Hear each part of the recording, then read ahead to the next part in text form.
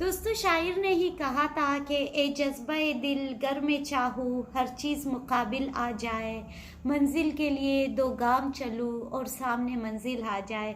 तो जब हम ये देखते हैं तो मुझे यकीन होता है कि जो ये सारी कायनात है ये अट्रैक्शन और ख्वाहिश के गिर्द घूमती है। हम अच्छा चाहते हैं तो अच्छा होता है। जैसा कि हालिया खबर है कि अफ़गानिस्तान जैसा खिता जो जंग और अमन के बीच की ज़िंदगी गुजार रहा है, वहाँ से शमसिया नामी बच्ची ने जो है वो 1 लाख तालिब इल्मों में यूनिवर्सिटी एंट्री टेस्ट, जिसे वो कनकोर का नाम देते हैं, उसमें टॉप किया।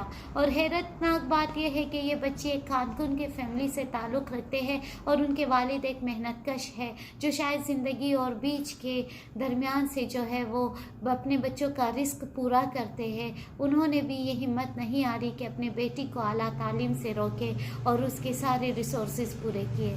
अफ़गानिस्तान जैसा खिता जहाँ पर जंग और अमन के तनाजुर में ज़िंदगी गुजार रहा है, वहीं पर शमसिया जैसे बच्चियों की हिम्मत हमें ये बताती है कि अगर वो जज्बे से कुछ करना चाहे तो कोई भी मुश्किल जो है रास्ते में आए वो टूट जाती है। सिर्फ ये हो कि कमिटमेंट होनी चाहिए। इसी तरह पाकिस्तान में भी लाखों बच्चियाँ हर दिन पेट्रियार्की, कठिन हालात, गुर्बत, इन चीज़ों से टकरा कर जो है ना सिर्फ आला तालीम हासिल कर रही है बल्कि अपने आला तालीम से मुल्क और कौम का भी नाम रोशन करती हैं। तो हम पाकिस्तान की लड़कियों की जानिब से शमसिया को और उसके जो फैमिली है और उसके तमाम उस्तादों को जो अफ़गानिस्तान में हैं उनको ना सिर्फ मुबारकबाद पेश करते हैं बल्कि उनको ये भी कहते हैं कि हमें उन पर फ़ख्र है।